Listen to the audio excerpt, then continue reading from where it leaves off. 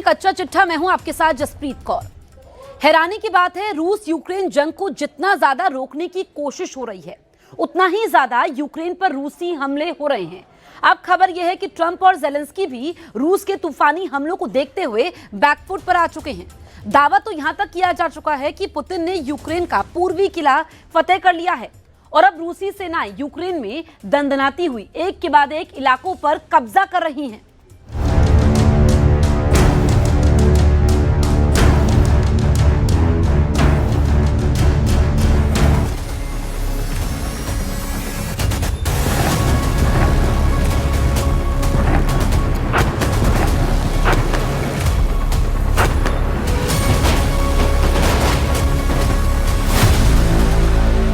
झुक गया America, NATO, Putin ने जीता पूर्वी यूक्रेन।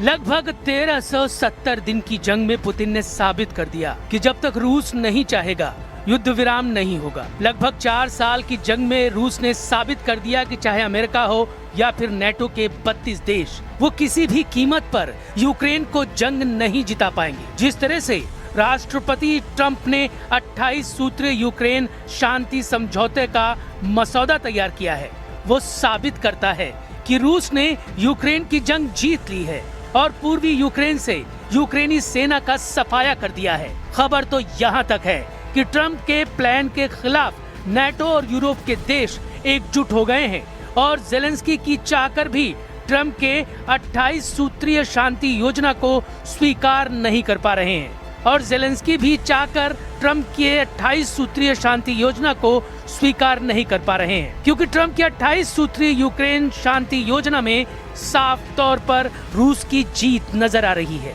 हम आपको दिखाने जा रहे हैं कि क्या 28 नवंबर को ट्रंप की तरफ से जेलेंस्की को दी गई डेडलाइन यूक्रेन के अंत की डेडलाइन साबित होगी, क्योंकि ट्रंप की शांति योजना की वजह से यूक्रेन के पूर्वी मोर्चे पर तैनात यूक्रेनी सैनिकों ने जंग लड़ने से मना करना शुरू कर दिया है, जबकि दूसरी तरफ पुतिन की सेना ने पूर्वी यूक्रेन के खार्किव में ऐसा खौफनाक खूनी हमला किया है जिससे जेलेंस्की के होश उड़ गए हैं। जेलेंस्की ने खुद माना है कि इस वक्त हालात बेहद नाजुक हो चुके हैं। हम बुलेटिन की शुरुआत करते हैं रूस के उन हमलों से जिसने यूक्रेन से पूरी तरह से पूर्वी मोर्चा छीनना शुरू कर दिया है।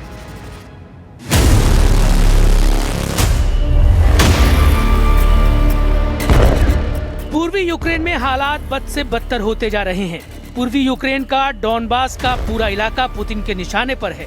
पूर्वी यूक्रेन का Donetsk, Luhansk, Kherson, Kharkiv, सुमय, चर्नीव, Zaporizhzhia, Kherson में रूस के सबसे भीषण हमले हुए हैं। यहाँ तक कि रूस ने यूक्रेन की राजधानी कीव पर भीषण हवाई हमले करके साबित कर दिया है कि यूक्रेन को अमेरिका और नेटो के एयर डिफेंस सिस्टम किसी भी कीमत पर बचा नहीं पाएंगे। रूस ने किंजल, इस्कंदर जैसी घातक मिसाइलों से कई हमले किए हैं जो यूक्रेन के लिए मौत की सुनामी साबित हुई हैं। यूक्रेन ने खुद माना है कि रूस ने पिछले दिनों यूक्रेन पर 4500 से ज्यादा स्ट्राइक और 6000 से ज्यादा आत्मघाती ड्रोन से हमले किए हैं। यहाँ तक कि यूक्रेन ने ये भी दावा किया है कि इस वक्त 162 मोर्चों पर बेहद भीषण जंग चल रही है। पिछले 24 घंटे में यूक्रेन के खार्किव पर रूस ने जो खूनी हमले किए, उसने सारे रिकॉर्ड तोड़ दिए हैं। खार्किव पर खूनी हमला, पूर्वी किला हुआ फतेह।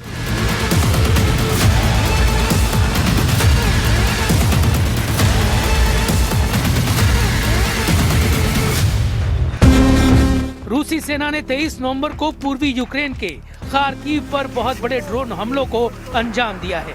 यूक्रेन के दूसरे सबसे बड़े शहर में कम से कम 4 लोगों की मौत हुई, 12 से ज्यादा घायल हुए। खार्किव के मेयर इहो तेरेखोव ने टेलीग्राम पर बताया कि कम से कम 4 लोग बुरी तरह से जलकर मर गए, जबकि खार्किव के क्षेत्रीय गवर्नर ओले सिनिहुबो के मुताबिक घायल 12 लोगों में से 11 और 12 साल के 2 बच्चे भी शामिल हैं। यूक्रेनी अधिकारियों के मुताबिक शहर के 6 जिलों में 15 हमले दर्ज किए, जो रूसी सीमा से लगभग 30 किलोमीटर दूर पर स्थित है।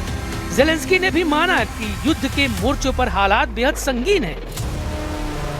Важливо, що розмова з американськими представниками є, і є сигнали, що команда президента Трампа чує нас. Зараз я чую, що розвідки партнерів дають їм інформацію, що російська позиція стала заходити, в тому числі через деяких суб'єктів з України. Це точно не допомагає. Є наша державна позиція, є українська гідність. Рухатись треба так, щоб її посилити, а не підважити. Розраховую, що мене почують зараз ті, кого це стосується. जेलेंस्की से सैनिकों की बगावत, जंगी मोर्चों से भागी यूक्रेनी सेना। हैरानी की बात तो यह है कि एक तरफ ट्रंप के 28 सूत्रीय यूक्रेन शांति योजना के खिलाफ जेनेवा में यूरोपीय देशों ने बगावत की, तो वहीं दूसरी तरफ यूक्रेनी मोर्चों पर जंग कर रहे यूक्रेनी सैनिक खुली बगावत पर उतर आए हैं। जरा इस वीडियो को देखिए। ये यूक्रेनी सेना के तोपखाने की चौकी पर तैनात वो सैनिक है जो अब रूस के खिलाफ जंग करने से मना कर रहे हैं। ये यूक्रेनी तोपखाने की वो टुकड़ी जिसने डंके की चोट पर कहा है कि अगर ट्रंप का 28 सूत्री यूक्रेन शांति योजना के तहत यूक्रेन का पूर्वी शहर प्रोकोवस्क रूस को दिया गया तो वो रूस के खिलाफ जंग में नहीं उतरेंगे। इन सैनिकों का साफ कहना है कि अगर रूस को प्रोकोवस्क का इलाका सौंपना ही है तो फिर हम प्रोकोवस्क को बचाने के लिए रूस के खिलाफ जंग क्यों करें? ये तो हमारी देशभक्ति और कुर्बानी का सीधा सीधा सौदा है। जरा देखिए जेलेंस्की के बागी सैनिक अपने लीडरों पर क्या आरोप लगा रहे हैं। क्या हम अपनी सीमाओं की रक्षा सिर्फ इसलिए कर रहे हैं कि उन्हें किसी और देश को दे दें? पूर्वी शहर प्रोकोवस्क के पास अग्रिम मोर्चे पर तैनात एक यूक्रेनी सैनिक ने ट्रंप की शांति योजना पर जमकर भड़ास निकाली है। रॉयटर्स समाचार एजेंसी से बात करते हुए यूक्रेनी सेना के तोपखाने की चौकी पर तैनात 33 साल के विटाली ट्रेक्लो ने दो टूक कहा है कि हमें अगर ट्रंप की शांति योजना के तहत रूस को अपना प्रोकोवस्क इलाका सौंपना ही है तो उनकी टुकड़ी क्यों लड़ रही है और किसके लिए लड़ रही है? क्या हम अपनी सीमाओं की रक्षा सिर्फ इसलिए कर रहे हैं कि उन्हें किसी और को दे दें? इन सब बलिदानों का क्या मतलब है? बड़ी संख्या में सैनिक मर रहे हैं और उसके ऊपर शहरों पर हमले हो रहे हैं। ट्रेकालो ने कहा कि उनके सैनिक किसी भी ऐसे शांति समझौते को स्वीकार नहीं करेंगे। Вам сказати, на що ми тоді тут воюємо, якщо вони хочуть, щоб ми то все повіддавали. Ми тут захищаємо наші кордони, щоб потім просто взяти та віддати. Ну, смисл тоді оцього всього, всіх цих жертв. Люди військові зараз гинуть просто капець як масово, плюс обстрілюють мирні міста. इधर यूक्रेन ने जब से अपनी नई घरेलू क्रूज मिसाइल नेपच्यून से हमले शुरू किए हैं उसके बाद से रूस ने पूर्वी और दक्षिणी पूर्वी यूक्रेन पर 10 गुना हमले तेज कर दिए हैं। दावा तो यहाँ तक किया जा रहा है कि रूस ने यूक्रेन का पूर्वी मोर्चा फतह कर लिया है और लगभग 1200 वर्ग किलोमीटर में यूक्रेनी सेना का सफाया कर दिया है। कुपियांस्क खार्किव क्षेत्र में यूक्रेनी सेना के लिए एक जरूरी लॉजिस्टिक केंद्र है। रूस की सेना ने 2022 में इस पर कब्जा कर लिया था, लेकिन बाद में सितंबर में यूक्रेन की सेना ने इसे वापस ले लिया था। नवंबर की शुरुआत से रूस के सैनिकों ने 13 गांवों पर कब्जा कर लिया है, जिसमें से 6 निप्रोपेट्रोवस्क इलाके में और 7 जापोरिजिया इलाके में है, जिससे पूरब में उनकी बढ़त और मजबूत हो गई है। Верим мы в мирные переговоры, потому что они садятся за стол с ручкой, а по нам прилетают ракеты и бомбы. И гибнут люди. Вот сегодня женщина погибла, вынесли только что вот недавно. इधर यूक्रेन, अमेरिका और यूरोपीय देशों के अधिकारियों ने जेनेवा में मीटिंग की है, जिसमें यूक्रेन युद्ध रोकने के लिए वॉशिंगटन के प्लान पर चर्चा हुई। यूक्रेन और उसके सहयोगी देशों ने आरोप लगाया था कि प्लान में रूस को रियायत दी गई है।